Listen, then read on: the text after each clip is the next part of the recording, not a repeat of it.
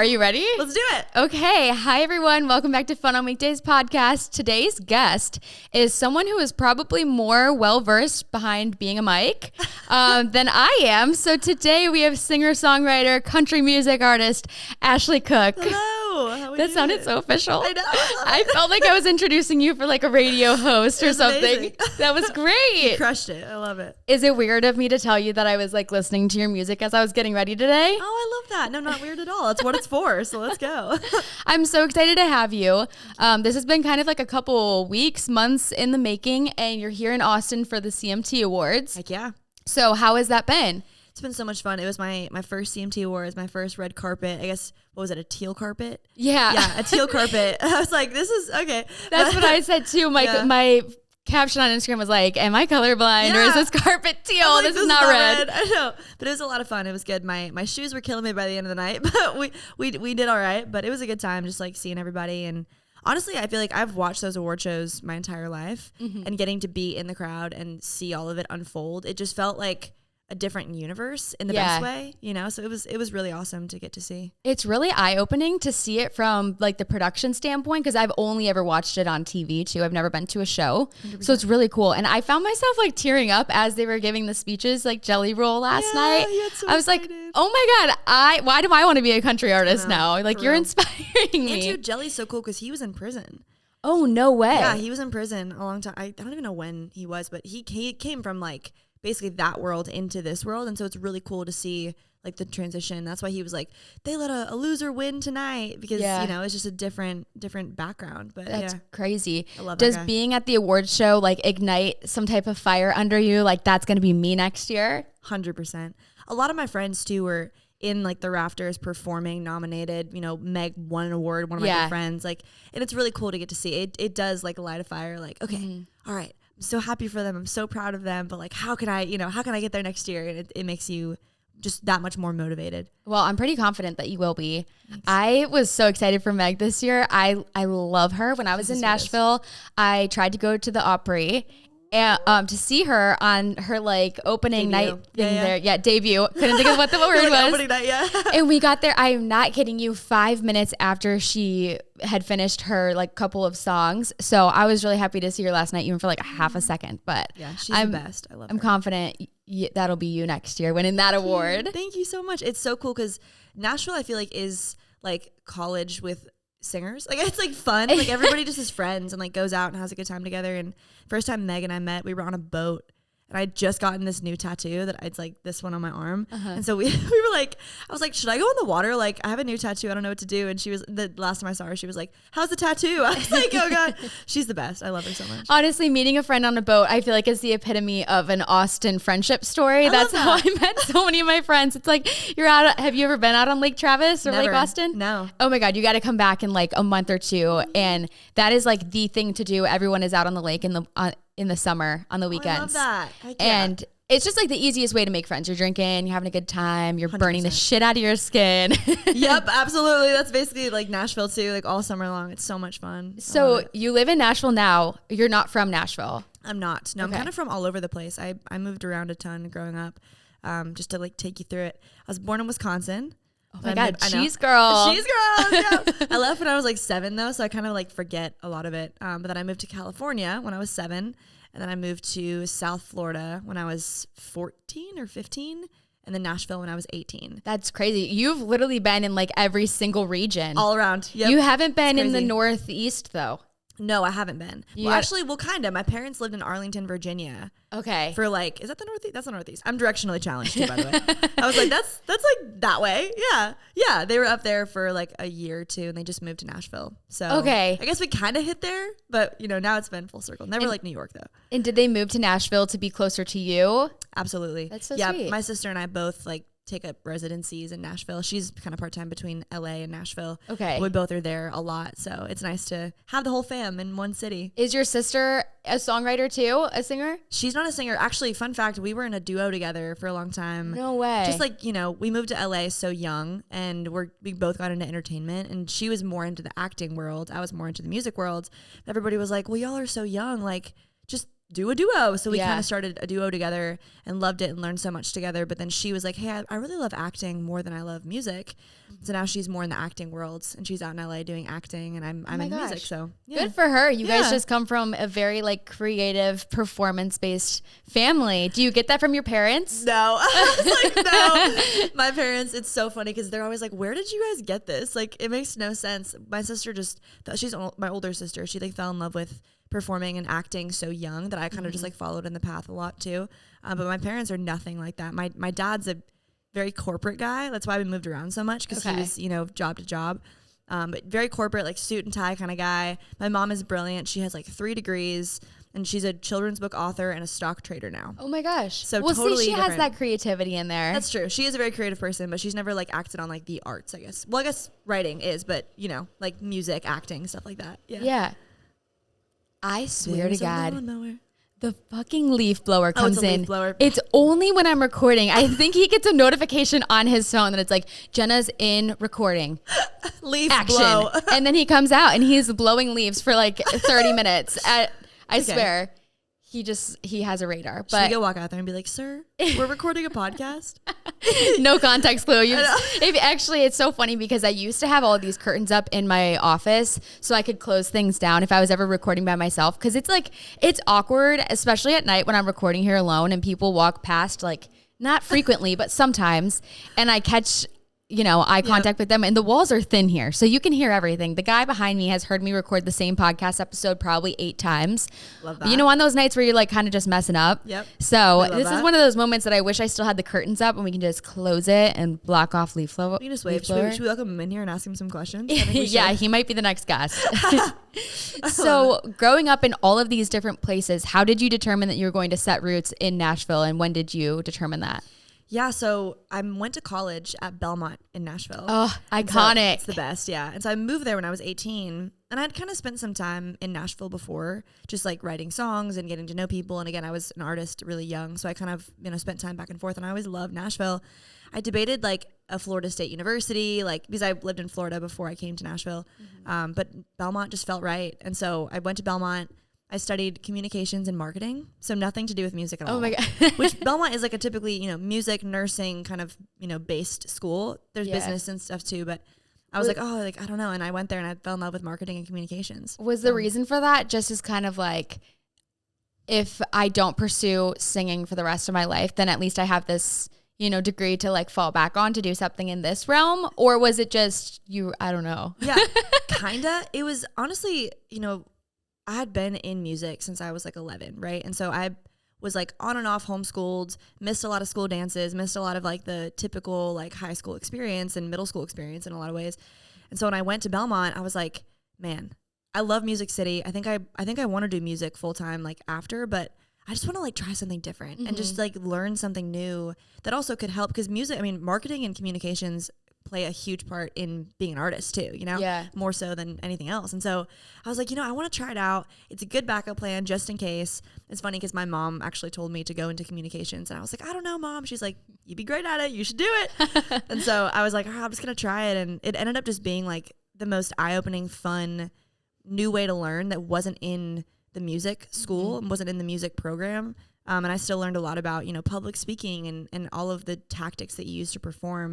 And then I was getting offered marketing jobs like out of college. Oh, no way. But I pivoted and I'm in music now. So yeah. That's crazy. So I believe we're the same age. When did you graduate? 2019. 2019. Okay, so I graduated 2020, but you're 25. Yeah. 25. Okay. I was I was always the youngest in my grade though. When's your birthday? June. Okay, so my birthday is September. So I was always older for my grade. Okay, that makes sense. Yeah. So you're just a couple months older than me. Yeah. So you're turning 26 this year. I am. That's so scary. I know. Insurance, bye-bye. Is it health insurance, right? What goes away when you're 26? I think it's health insurance It and is, right? dental insurance. I think it's all the insurances. Love that. Yeah, Love that for me. I know. I've been on the journey of, at the beginning of the year, I hired 2 girls. So I was like, I need to get my shit together. This is the year I'm going to be kicked off anyways. So I finally got on my own insurance. And let me tell you, it's not cheap. Oh, I'm not excited. I don't understand why that's a rule, though. It's like, if my parents want to pay for my insurance, like, just let them do it. That's what I'm Who saying. cares if I'm right? 26? That's what I'm saying. My parents are like, you got to be prepared. Like, keep your mind together. I'm like, oh gosh, here we go. Yeah, it's We'll just see. another. I'm waiting to see when I get kicked off the phone bill. Honestly, I'm not going to That's a say anything good- about it. Oh my gosh, me too. I just realized that. Yeah. Dang. The last time I got a phone, my mom said, this is the last phone that we're paying for the upgrade for. After this, like, it's on you. And I haven't gotten a new phone since I think, like, I don't know, when did the iPhone 11 come out? Is this an 11? I don't know what I have. It's been a while. I'm like, I don't know. Yeah. Because what are we on now? Like 13, 14. I can never keep track. I don't know. How does your phone not freak out? Because I've always had the theory that like as soon as a new phone comes out, then your phone like goes. It does. Shit. They for sure send you a signal. They're like, fuck up the old phones. 100%. They need a new one. 100%. No, it is. It's getting old. I need to get a new one. But if I get a new one, then I think my mom is gonna be like, oh, you got a new phone. It's time to get on your own phone plan. You're like just avoiding it as much as you can. Yeah, just honestly, holding out for the last second. Smart. So since January, I have been so much less stressed. And I think a lot of that is because I hired 2 full-time employees. So we have Gabby, who's our creative marketing manager. And she does all of our graphic designs. She helps with socials, merch. She's also a photographer, so she comes to all the events and captures photos. And then I just recently hired Hallie as well, and she's our director of events. So she does our budgeting, planning events, executing them, all things events. And since hiring them, we all work in the office every day, Monday through Friday. And since coming into the office, I've decided that I am so much more productive when I work if I feel like good in my outfit and I feel as though I made a conscious effort to dress myself versus just rolling out of bed and coming to my office, sitting at my computer. And there's nothing wrong with that by any means, but I'm really trying to elevate my workwear. So wherever you're working from, whether it's from your home or in an office or a corporate setting, I've updated my Macy's landing page with all of my work-inspired outfits. And you can check it out at Macys.com/FOW. So you graduate college and you go full force into music. I do. And what does that look like? I know that you did something your senior year that really like jump started. Yeah, you did your research. I did do my research, girl. Research. I told you. I said I do my research before I have guests on here, but then sometimes it's like, well, I don't want to know too much because then it takes away the fun of like asking the good questions. Yeah, 100%. Yeah. Well, so honestly, going full blown into music was kind of like a shock to me because I'd done it my whole life and I loved it and I was always like really passionate about it. But I was just like, man, I don't know. Life is, I'm what, 20, 21? I was like, life is just so broad and I could do so many different things. And so I was kind of just like brainstorming and letting myself wonder about the different options out there. And I was getting marketing job offers and interviewing and like debating going into marketing or communications or something like that. And my senior year, I was like, okay, there's this thing called the Country Showcase, which if you don't know what that is at Belmont, it's like this student run showcase. It's like thousands of people in our basketball arena. People like Brad Paisley, Tyler Hubbard from Florida Georgia Line, they've all won it before in the times that they went to Belmont. And I was like, man, I've seen these showcases my whole time being at Belmont. It's so amazing. It's so fun. I'm just gonna like apply. Like, who cares? And I thought that you only could be in it if you were in the music school, and I wasn't in the music school. Oh. But really, unbeknownst to me, is that the right way to say that? Whatever. I didn't know that basically I was like, I'm just going to go with this. Basically, anybody can apply, but typically it's music students because obviously they're studying music, right? So I was like, okay, I'm just going to apply, see what happens. I applied, I got in, I auditioned, I was like in the top 8, and the whole panel of judges were like, where have you been? Like, who is this girl? Because I wasn't in the music school at all. When you apply, do you have to submit a video of you singing or is it like a paper application? Paper. Okay. I think it's paper. Yeah, I think it's paper, and you submit like a demo. Gotcha. Like a recording. Okay. Yeah, but you could totally like, flub the recording, whatever. Like that's why they have like the in-person, top 8 auditions.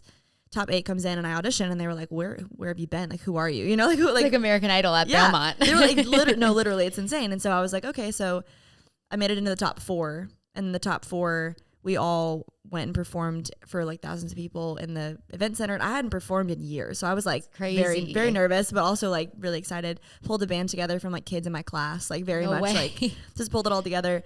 And I competed, and I think I performed The Middle by Maren Morris. Oh, great song. Such a great song. And 2 like original songs that I'd written back when I was younger, and I won. That's crazy. Nuts. And it was insane. So then I decided to focus on music full time. Did the other 2 people or the other 3 people, was it a requirement to also be a songwriter or no? No, you didn't have to. It's just like an original song, but I guess it could be something somebody wrote for you. Oh, okay. But just like an original song that's yours. But like the people, do you know Tiger Lily? the sister duo. Yeah, actually. Yeah, they performed too. So they competed against me. Patrick Murphy was opening up for Maddie and Tay. Oh my gosh. Yeah, and Alyssa Newton, who was on Songland. Like, it was a really awesome like roster of people that performed. That's so cool. Yeah. When I picture Nashville, it literally is like what you said, like a high school of all these people that are just like all so talented. They're all either a singer or a songwriter or a performer of some sort. It's nuts. So cool to think that you won that. So how did that impact you then jumping into like the industry and like, you know, I don't know the correct terminology. You're like the music. Yeah. Jumping into the songs. You're good. Well, no, so I won and I was kind of sitting there like, what the hell? And the panel of judges, the people that were like judging the whole competition, it was Stacey Cato, who's actually one of the like main guys at CMT, which is funny. I saw him last night at the CMT Awards. And he and my now agent, Carrie Murphy, who works at WME, they both were on the panel of judges and I had never met them before. And they were like, hey, I think you should give yourself at least a year just to kind of see this through. Just try it out because you got something here. You have raw talent. You have something going on, right? You don't have the right songs. You don't have the right brand yet, which I knew because I was a young artist. But like, just give it a shot. Like, try to figure it out for a year and see what happens. I'm like, okay, giving myself a year. These people that are very seasoned in the industry believe in me. Let's just give it a shot, right? Mm-hmm. So I'm like, okay, this is like end of 2019, right? And I'm like, okay, I'm going to, try this out. I'm going to play the shows, go to the bars, network with people, go out, play the rounds, just do all of like the rite of passage stuff that new artists do in Nashville. Pandemic happens. Oh, yeah. And so I'm like, okay, all of the things I just mentioned, I can't do. Like none of them I can do. And so I went into quarantine with my family in South Florida and I was like really honestly depressed because I was like, okay, well, told myself a year. I was really excited to do all of this and, give it a shot. And now I can't do any of it. And I downloaded TikTok. Oh my God. It all starts with TikTok. The way I just got goosebumps. It was crazy. And I posted one video. It was actually my friend Spencer Crandall, who I was with like all last night. He posted a video called the Lay Me Down Challenge, which is like, if you remember, it was like the going up an octave. Oh, I do remember that. That was a whole thing. People like love to lay on the floor and sing. Yes, exactly. And I think I did it at some point. And I think I deleted it because I was like, that was really off key, Jenna. Like, okay, what the fuck is wrong with you? But when you're trapped in a house alone, you're like, I sound really good. That's what it's because you can't hear it. But so I was like, okay, I'm just going to, post this video, see what happens. Zero expectation at all whatsoever. I was on Vine before or like YouTube or whatever, but like never had like a viral moment or anything. Yeah. I post this video and I like go back to the pool. Like, don't even think about it. I like don't watch the app. I don't really know much about the app. I'm like, whatever. Mm-hmm. All of a sudden, like 100,000 views. That's the best. When you're like, what? Literally. And what's then going on? An hour goes by, 200,000 views, 300,000. It was just going. And my sister was like, hey, I think you should like look at your phone. I'm like, what? Next thing you know, like 2.3 million views. First video ever. My God. Nuts. And I was like, okay, is this a normal thing to have happen? 1, 2, how do I learn how to like capitalize on this app? Yeah. So I honestly spent the entirety of the pandemic with my family, like learning how TikTok works and like how to post, when to post, when to go live, how to go live, what to do, how long, all of it. And so it led me here. Yeah. That is so crazy. I feel like we have synergy here because it's, like TikTok. Yeah. It gives normal people the opportunity for thousands, millions of other normal people to decide that we like you 100% and we want to support you. 100%. And otherwise you don't have that opportunity to be like seen by other people. That's why I say, is the hardest and the best time to be a new artist in any genre, because it's the hardest because it's so hard to break through the noise, because now there's so many people posting on these platforms that it's like, okay, how do you differentiate? I mean, how do you be different? How do you, escape the haters saying you're just a TikTok artist? How do you do all of these things, right? Totally. And then it's also the best time because you do have the accessibility to reach millions of people with one video, it's fun. Yeah. Speaking of, this actually is a perfect segue. Yeah. One of my questions is, how do you, as someone that is like huge, you're huge on TikTok. That's how a lot of people discovered your music. How does that affect, I don't really know who's saying this because I wouldn't say it, but that kind of misconception, like you are a TikToker versus you are a credible, artist. It's definitely been a big goal of mine to like kind of debunk that. And not that it's an offensive thing or something that I'm, offended by, but I think I've been in music since I was 11. I've been doing this for so long and been wanting to, and like, on Music Row, writing with people and creating for so long. It was definitely a tough thing at first because I was like, man, I've been in this for so long. I don't want people to think that I just started this recently, but it's also an amazing platform. Yeah. And I think if you make music that will translate past a certain platform, it doesn't matter, right? Like Shawn Mendes got started on Vine. Yeah. Luke Combs got started on Vine. And now people are not like, well, he's just a Vine artist, you know? And so they use their platforms wisely, and they were able to get where they are now because of that. And because they realized, like, it doesn't matter how you reach people. It's just about the people that are reached, you know? Like, it's about getting your music out there and telling a story no matter what the platform is. So I think it definitely sucks for any artist to like be called you're just that, but it's like, just don't let it get to you, I guess, is the best way to handle it. And with your TikTok, it seems like you post more about like your life and people getting to know more about you. Do you think that that helps people understand you as an artist, or do you think that's a part of the reason why people are like, oh, she's more of like a personality, like I see her like doing her makeup or getting ready or showing her family, things like that? For sure. I think the main reason why I do that is because I feel like part of my music and what I, put on an album, what I, put on my Spotify or Apple or whatever is so much about who I am and like my life. And so I want people to know me and feel like they're a part of my life and like a friend of mine while they listen to my music. And I think that that's the beautiful part about social media, right? It's social media. So it's like I can post a million videos of me, lip syncing to one of my songs, like, with the words on top. I can post acoustic covers. I can post all these things, but I can also post, ways to get to know me. Who like, you actually are. Yeah. Like one of my favorite influencers on TikTok is Anna Sitar. Like I think she's amazing. And I feel like the reason why I think she's amazing is because I feel like I already know her.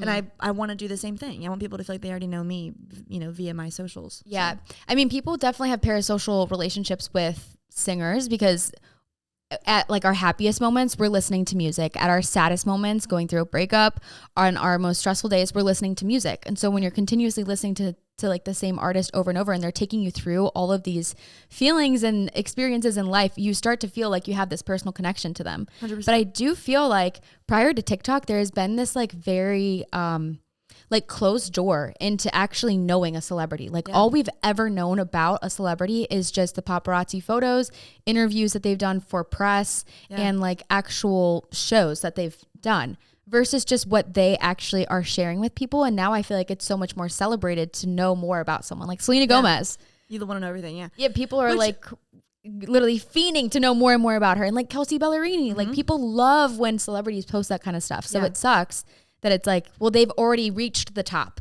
So now you want to see all of the behind the scenes. But as someone who's on the rise and you're coming up and you're posting these things, you're like, oh, it's just TikTok, Yeah. I think it's, it's funny talking to a lot of my artist friends about this too, because we all talk about, is it better now that we have the expectation to be so open and to be so, well, if you're not posting everything, somebody else is. So like give somebody everything to know. Or was it better, back when you felt so closed off to the world? And I don't know. I don't know what the answer is, right? Like I personally love going to shows, going to meet and greets, and like seeing people walk up and say like, hey, how's your Jeep? Or like, did you choose the color for what? And I'm like, oh, wait, I forget that I posted about that. And now we're friends immediately because you know this about me. And I personally, I love that. I think there's still some things that I keep like for, personal life and like what I don't want to share with the world. I mean, just like everybody does. But I mean, I think I would have been really lonely if I would have been, back in the era where it was just like paparazzi photos. Because I feel like you're like an image to the world, but people don't really know you or know your heart. And now you have the ability to like tell them your heart and show them like, hey, this is who I am. This is what I want to stand for. And this is how I think and how I process. And this is my mom, like you can show people that versus like, the Elvis days. It was a very, smoke and mirrors, mysterious vibes, There's some excitement to the mystery, but there's a sense of relatability when you can like actually see that the artist that you're listening to nonstop that you idolize is actually a human too. Well, that's what too. I was talking to somebody about this the other day. It's like being an artist, that is the difficulty when it is so vulnerable, right? It's like, how do you still present yourself as an artist, somebody they want to pay to come see a show, and still respect, but also feel like they're close to and not like this distant figure, right? It's like, how do you balance that? How do you keep the sparkle but also be relatable, And it's a tough thing. It's like you can't really manufacture it. It just has to be, you gotta feel that. I don't know. It's tough. Yeah, I understand that. So you mentioned that when you won this competition, the judges were saying, these are not like the right songs for you. This is not like the right brand for you. So do you feel like you've stepped into figuring out what your actual brand is as Ashley Cooke? It's a great question. I don't know. To be honest. I mean, I think I'll be continuously figuring it out. Honestly, too, watching the Taylor Swift documentary really inspired me because she was I watched it last night. dude, it's so good. And I feel like, what she said about how, I don't know if it's just women in the industry or just being in the industry. It's just you have to continuously evolve and be something, different to give people different flavors of yourself. And Taylor has like a very consistent stream of who she is through all of it, even though it's all so different and diverse and cool. I'm still figuring out, I think, all of that to its core. I think my biggest thing right now in this first album that's coming out this year is just being like genuine. And like we were talking about, just being really me and figuring out, what kind of songs, like I get pitched so many songs like every day to record, right? And it's knowing like, hey, this sounds like me. They're all smash songs, but like which one is an Ashley Cooke song, Yeah. And I think it's just, figuring out what people around me think is me, what they identify me as and how they would describe me. And I think that's important to ask feedback for too. So we're figuring it out day by day. As you were talking, I had a couple good questions that came to mind. Yeah. So obviously listening to feedback and listening to your fans is super important. Do you ever feel like it clouds your own judgment? 100%. Yeah. And I'm also, I don't know if you follow like the Enneagram. I'm an Enneagram 7. I think that's what I am too. I got to take it again today just to make sure. I'm like super indecisive and very like, I love like to survey. That's like a big thing. And so my family, my friends, my management team, they're like, hey, like, what do you want? And I'm like, I don't know. What do you guys want? And it's like, it's definitely tough. I'm a people pleaser and I'm a big surveyor. Yeah. So it is tough. Like when I, post a demo on TikTok and genuinely want like people's opinions. If there's somebody that's like, nah, it's not a great song, I'm like, okay, we can't release this song, And I think it's been a adjustment, like realizing like, no, I need to make a piece of art and present it to people and say, hey, this is what I think is dope. If you think it's dope, cool. If you don't, all good. Maybe next time you think it will be. Like, I don't know. So it's definitely been a learning process, like, being the CEO of my own company, which I've never been before. So it's fun. It's exhausting. It's terrifying, and it's all of the things at once. But yeah, I'm definitely a big surveyor. Same. I feel that too. It's like I'll ask somebody for an opinion, and then when they don't give the one that I want, I'm like, wait. Yeah, I'm like, am I wrong? Take it back. Take it back. You're like what I like. Yeah, it's hard to be a people pleaser, and I imagine it's probably really difficult too when you're releasing music and you want people to like it. But sometimes like country music isn't for everyone, and sometimes 100%. A certain song isn't for everyone. So I'm sure that's probably like just difficult to not let get in your head as you're continuing to write new music and like 100%. Figure out who you are. And it's just hard to figure out who you are when you have a spotlight on you. 100%. And I think too, my biggest challenge has been like sonically, right? Because for example, like my favorite song in the whole world is like Tennessee by Ed Sheeran, which is like very songwritery, like slow acoustic, bass kind of song. But when I perform, I'm like running around the stage. Like I'm not like a standstill kind of person. Like I'm very much like my biggest, performance inspiration is Luke Bryan, who like sprints around the stage and is like a crazy performer. And that's like a big part of why I wanted to get into music and performing was because of Luke. And I loved that. So to me, I'm like, even though our brands are different, like I want to entertain like that. Right. And the kind of songs that I love are acoustic ballad kind of songs. So it's like, how do you match the two? Yeah. And I'm like, I don't typically write like party songs, right? I love to go out. I love to have fun. But like, just when I get into a writing room, I'm typically like, how do we, rip somebody's heart out with a lyric? That's like what I want to go for. Yeah. And so it's like, how do I find the right songs that sonically work with those ballads that, feel like they, hit you where it hurts kind of a thing, but also make it a fun party vibe. It's like just finding out all of the different, on an album, you want to give people a wide variety. Yeah. A little bit of everything. Yeah. And I've just never been, one to write the party songs, but I love to perform them. So it's finding, is it somebody else that writes them for me? I don't know. We're figuring it out.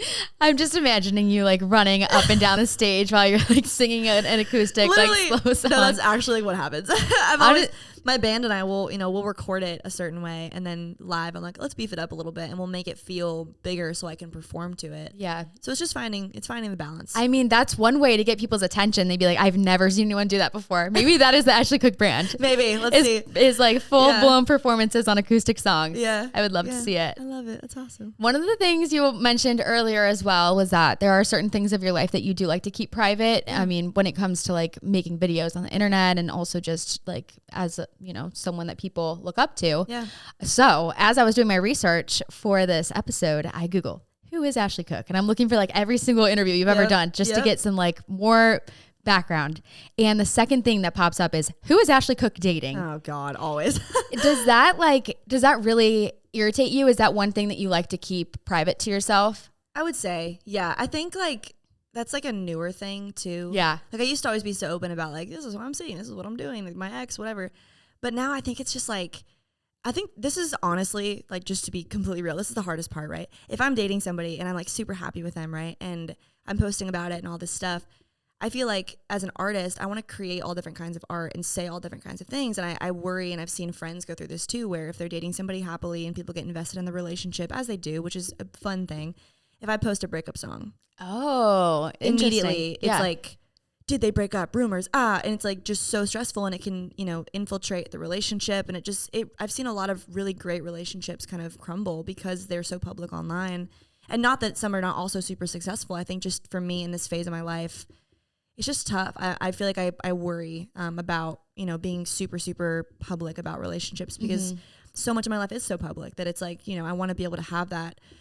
Okay, doors are closed, like take a deep breath, let's just watch a movie and hang out. And if you post that online, I think it's tough sometimes, Yeah, and people also love to decode literally everything. Like 100%. We all know you had Taylor, what the fuck is his name? Taylor in a music video, and everyone's like, oh my God, are they dating? Are they talking? Is it PR? And then just like trying to decipher every single ounce of your life, it kind of like minimizes you to just who you're dating. And I'm sure that that's probably just like, there's so much more there. Why do you care so much? 100%. So, and honestly, it's fun. Like I love that people care. Kind of like, play into it a little bit. I'm like, thank you for caring about, who I'm dating. But I don't know. I mean, I think I've learned from some greats before me, like Dolly Parton, for example. Like she's been married for how long? Like literally married, like kind of, I don't want to say in secret because it's public that she's married, but like the first thing people ask her is not like, how's your husband? Yeah. It's like, how's your music? How's your, amazing different things that and I don't know. I mean, maybe someday I'll, be with somebody publicly and see what happens. Maybe that'll all change. But I think for now, I really love like following that model where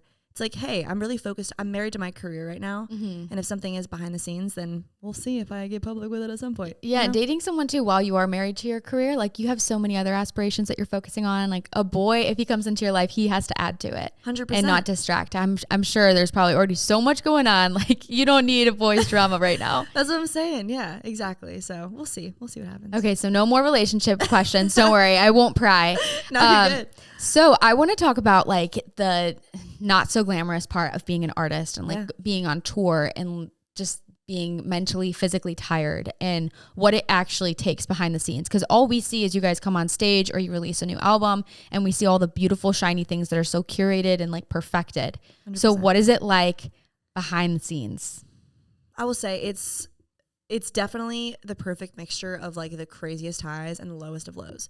It's insane. I wrote that actually in a lyric of my song called It's Been a Year. I said, it's been 365 of record lows and record highs because you really, I mean, I feel like last year I learned this the most where you go from a stage of thousands of people screaming your lyrics back to you, a spotlight in your face, in-ears, everybody joking, screaming, everybody like begging for a photo, and it's like this amazing high, and it's so much fun, and it's everything you've ever dreamed of when you were a kid. And I'm not kidding, within a 5-minute time span, you go from that to a quiet van, a silent van, when your band's still, unloading the gear and everything, to just yourself in a van with your ears still ringing from all of the craziness that just happened with your thoughts in a 5-minute period. It's nuts. It's the craziest like roller coaster you'll ever be on. And it's so much fun. It's amazing. It's lonely. It's terrifying. It's all the things. And I think people don't really, get to see that and the only people that understand it is other artists that have been through it, which is why it's so awesome. Like I have so many friends in the industry, like, the Lainey Wilsons of the world and, just so many people that have been through it that you can talk to and they're like, yeah, dude, it's hard. Like it's hard. It's so much fun and it's amazing. And it's amazing because it's hard. You know what I mean? Mm-hmm. Yeah. Probably super rewarding. 100%, which is the highs, it's like you get to do this. You get to have these people that know your music, that care about you being in a room, that care about your music, they care about you. And that's really, really an honor to get to have. And then it's also so lonely and draining at the same time. It's weird. How do you deal with that loneliness? Is it like, or do you travel with your parents? Do you travel with any friends? It's just your bandmates? Just my bandmates and my team. But honestly, your band kind of becomes your family. Like, I feel like I know more about my band than I know about most people. Like, we just get along so well. And you kind of have to find that, like, good fit of personalities because you're pretty much in a van together. At this phase, at least, you're in like a Sprinter van together for like multiple hours a day, like in a little green room together, like you're together all the time. For me personally, I'm in therapy. I love therapy. I got into it the last couple of years and it's definitely been a game changer. Like even on days that I don't think that I need it, I'm like, whatever, we're just running from thing to thing, going to therapy. And like, I had like some crazy breakthrough, and I think it's really important, especially, you know, in this industry, to have an outlet like therapy to go talk to. My parents are amazing. My family is incredible. You know, again, they don't fully get it. They really, really love to talk about it and help me through it, which they do. But also, like, again, like Lainey Wilson was a huge like friend that helped me through a lot of this. Like she was very much like, hey, radio tour, here's the do's and the don'ts. Like, and my friend Spencer Crandall, like we literally always, he comes from a social media background too. And like every time we're both feeling like really lonely or, you know, having a mental breakdown on the bathroom floor at a venue, like we both, you have those moments, you know, because you're exhausted. And like before CMTs, I slept 2 hours and I like went to the CMTs, and it's great. Like it's just so much, but you have friends in the industry that get it. And that also is like the most amazing thing about country music too. I don't know about other genres. I'm only in country, but in country music especially, it's a family. Like people are so tight knit. They're so like, hey, I've been exactly where you are. I know how tiring this is. I know how amazing it is. I know all of the things. Like, here's my number. Like so many like bigger artists that are so much further ahead of me have done that. They've given me their number. They've walked up to me at a bar and been like, hey, love what you're doing. I'm so proud of you. Here's my number. Call me if you ever need anything. So sweet. Yeah. And I do. And we talk and we bond. And it's like, you really just have to have that like community. Otherwise you won't survive, you know? Who is, before I forget, who is the biggest person that's in your phone right now? Oh gosh. I don't know. That's probably crazy. If someone ever was like, hey, here's my number, just call me, I'd be like, I know. I don't know. I got to think on this one. You can think on it. Yeah. I'm like, the first one that comes to mind is Brett Young, but I feel like I have a lot of great friends. I don't know. I mean, I feel like it's probably weird too. Once you actually get to know them as a person, you probably don't think of them in the same way as before. Yeah. Like when you're like, who's the biggest? I'm like, I don't know. Who's like, because you're right. It's just like a friend, you know, like, I don't know. I have to think on that one. Well, while you think on it, you said that there are some like do's and don'ts while you're on tour that Lainey was telling you about. What are some of those do's and don'ts? I think a big thing is like, I think contrary to popular belief, me personally, I don't drink a ton on the road. Okay. Because, and again, like on a weekend, if I'm home, like send it, I'm going, right? But like on the road, it's really hard because for me, like I lose my voice really easily. Your immune system gets lowered and you're already like exhausted and meeting so many people that it's like you can't really expect to not get sick if you're like getting hammered every night, you know what I mean? Yeah. So I think that's a big one. Like stay away from like drinking too much. It's always bring hand sanitizer because like, because I want to go hug and meet everybody and shake hands and say hey, and I'm like such a hugger. So like anytime I'm at a merch table meeting people, I'm like, get in here. Like I just love that. And you have to like be sure to like wash your hands because you're meeting so many different people. Try to sleep in the van as much as you can. Like on the van rides, like just try to, you know, cover your head and go to sleep. I'm trying to think about other do's and don'ts. She warned me about like certain people, just like be careful, this person, that person, whatever. Yeah, I think, you know, there's a lot. How is it sleeping in a van? Not easy. Yeah, I was going to say, oh my God, I get so car sick. Like I actually, if I'm the passenger in the car, you do not want me sitting in the front seat because I will be a horrible like passenger driver. Yeah. But it makes me so sick. I cannot even fathom like laying horizontally and sleeping. See, I think I just got lucky. I'm not a car sick person. My sister's super car sick. I don't get car sick. Honestly, the hardest part is the seatbelts. Oh yeah. The seatbelts dig into your side because when you're laying on like a bench, like there's multiple seatbelt buckles. And so you're like, your ribs are getting bruised, no doubt. Because like every bump you hit, it digs into your rib. I know exactly what you're talking about. It's like when you're on a family vacation and you're laying down on the car seat in the van and it's all digging into you, but you're like, this is the only time I'm gonna sleep. And if you don't sleep, it's just gonna take so long to get there to get to Disney or Hilton Head or wherever you're going. Yep, 100%. So you've been on tour how many times? Oh gosh, I went on tour with Breland first. Then Spencer Crandall, then Cole Swindell the first time, then I think Jordan Davis, and Brett Young, and Cole Swindell again, and then Brett Young again. Oh my God, girl, you've been through it. Nuts, yeah. And then I'm going out with Luke Bryan this year. Holy shit. Yeah. That's crazy. Yeah. Sorry. Well, you're good. I'm like, why am I apologizing for swearing? I'm like, go ahead. Yeah, then I'm doing my own headline dates soon. Oh my gosh. Yeah, I feel like it's been a crazy road year for sure. Do you think that'll be like a different adjustment to go from being an opener to being a headliner? 100%. Yeah. And honestly, like the first couple tours I did with like Breland and Spencer, like I was like brand new to the game of touring and all of that. And I saw what it was like. So I kind of know. I'm playing the same venues that we played and stuff. So like I kind of know in that sense. But I think the difference will be like the teams.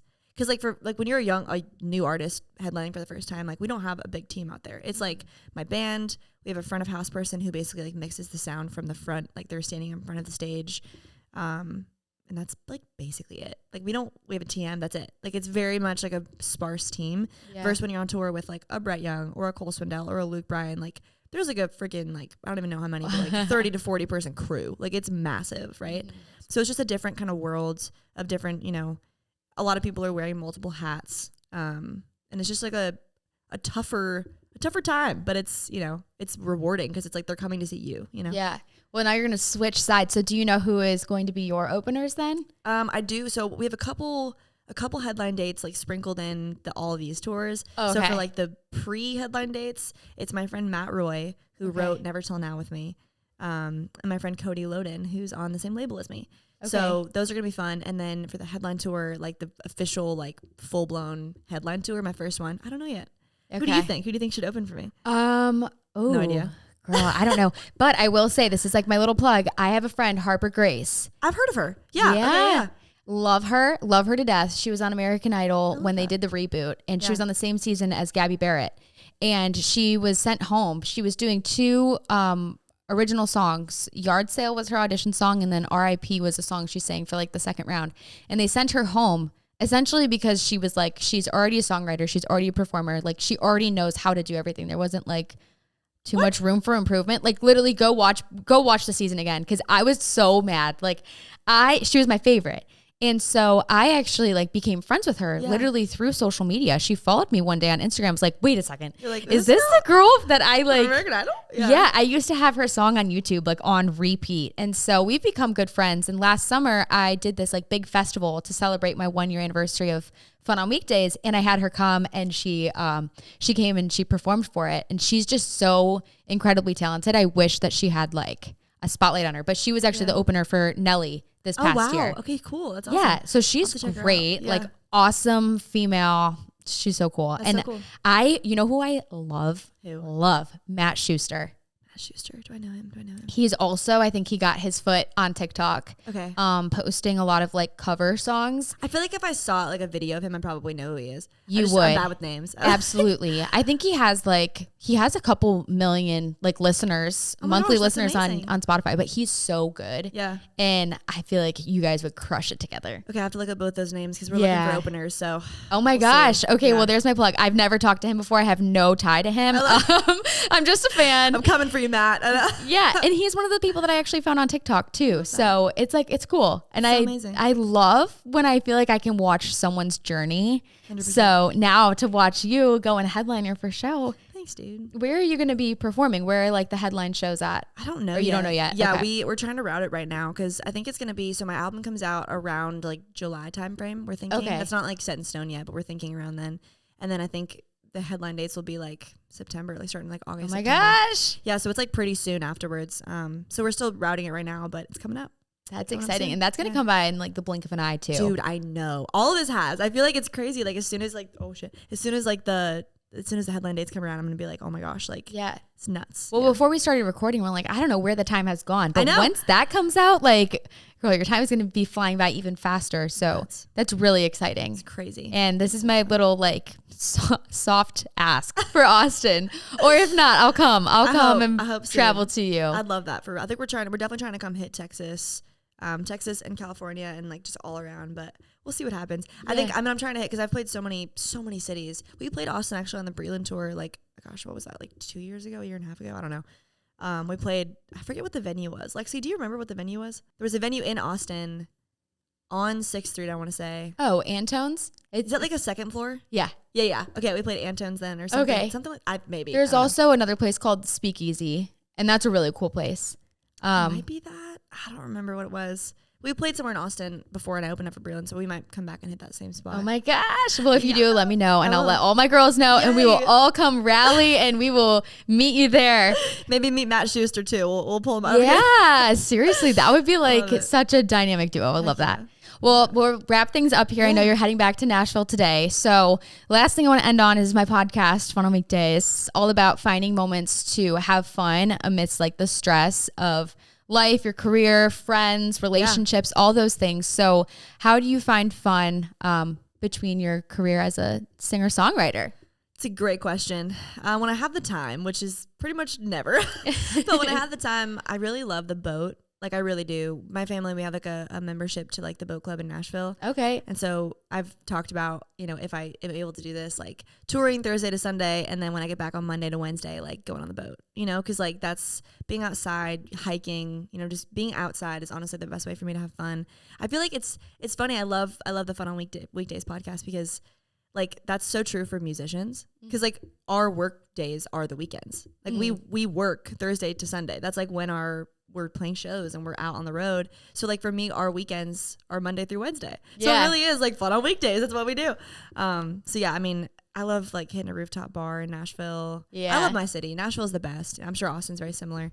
I love being outside, seeing friends, catching up, like seeing my dogs at my parents' house. Just like having some normalcy, you know? Yeah. Normalcy, wholesome, outdoors. Sounds like you keep yourself very grounded, which is happy to hear about. Happy to see you just continue to thrive and happy to see you on tour. Thank you. Later this year. I know. I'm so excited. It's going to be so much fun. Well, also before I end, I did not know that Nashville has a lake. Oh, yeah. What? Oh, my gosh. Yeah. What? There's Percy Priest. There's Old Hickory Lake. So Old Hickory Lake, there's like houses on it, and Percy Priest, it's just like the lake. They have like a preservation around it. Oh my God. Dude, come wakeboard. I love it. It's so much fun. Yeah. I'll eat shit, but I will come. Okay, I'm there. We can do it together. It's okay. We can drink some seltzers and. Perfect. We'll have fun on weekdays then. Heck yeah. That'd be great. I'll make my way back to Nashville. We'll have ourselves a day. Let's do it. Well, until then, you guys, that's the end of today's episode. I hope you enjoyed getting to know Ashley more. You can listen to her music on Spotify, Apple, Pandora, anything, YouTube, wherever you listen, it's just Ashley Cooke, Cooke. Yeah, I got to get that E in there. Yeah, and all socials are just the Ashley Cooke. So perfect. Well, go follow Ashley, listen to her music, and I hope you guys enjoyed this. I'll talk to you all next Tuesday. Thanks so much. Bye.